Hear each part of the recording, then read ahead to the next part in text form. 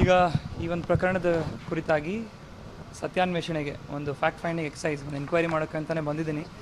Enquiry ಪ್ರಕ್ರಿಯೆಯಲ್ಲಿದೆ and ಹಂತ ಹಂತವಾಗಿ step by step ನಾನು ಬೆಳಗ್ಗೆ 10 ಗಂಟೆಯಿಂದನೂ ಇದೇ ವಿಚಾರವಾಗಿ ನಮ್ಮ ಕನ್ಸರ್ನ್ ಆಫೀಸರ್ಸಿಂದನೂ ಒಂದು ಬ್ರೀಫಿಂಗ್ ತೊಗೊಂಡು ಪ್ರಿಲಿಮಿನರಿ ಇನ್ಫಾರ್ಮೇಷನ್ ಎಲ್ಲ ಕಲೆಕ್ಟ್ ಮಾಡಿ ಇನ್ನೂ ಹೆಚ್ಚಿನ ರೆಕಾರ್ಡ್ಸು ಮತ್ತು ಮಾಹಿತಿಯನ್ನು ಕಲೆಕ್ಟ್ ಮಾಡೋಕ್ಕೆ ಅಂತ ಪ್ಲ್ಯಾನ್ ಮಾಡ್ಕೊಂಡಿದ್ದೇನೆ.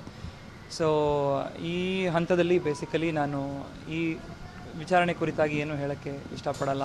ಸೊ ಆದಷ್ಟು ಬೇಗ ಸರ್ಕಾರಕ್ಕೆ ನನ್ನ ವರದಿಯನ್ನು ಸಲ್ಲಿಸ್ತೀನಿ. ಸೊ ಈ ಹಂತದಲ್ಲಿ ನಾನು ಏನು ಪ್ರಶ್ನೆಗಳನ್ನ ತೊಗೊಳ್ಳಲ್ಲ. ಇನ್ಫ್ಯಾಕ್ಟ್ ನಾನು ಮಾತಾಡೋಗಿಲ್ಲ, ಆದರೂ ಎಲ್ಲ ಮಾಧ್ಯಮ ಮಿತ್ರರು ಬಂದು ಭಾಳಷ್ಟೊತ್ತು ವೇಟ್ ಮಾಡ್ತಿದ್ದೀರಾ ಅಂತ ಗೊತ್ತಾಯಿತು. ಸೊ ನಾವು ಕಂಟಿನ್ಯೂಸ್ಲಿ ಕೆಲಸ ಮಾಡ್ತಾನೆ ಇದ್ವಿ, ಕಂಟಿನ್ಯೂಸ್ಲಿ ಈ ವಿಚಾರಣೆ ನಡೀತಾನೆ ಇತ್ತು. ಸೊ ಹಾಗಾಗಿ ಎಲ್ಲರೂ ನಮಗೆ ಸಂಪೂರ್ಣವಾದ ಸಹಕಾರ ಕೊಡಬೇಕು ಅಂತ ನಾನು ಕೇಳ್ಕೊತೀನಿ. ಇಷ್ಟೊಂದು ವಿನಂತಿ ಒಂದು ಮಾಡ್ತೀನಿ.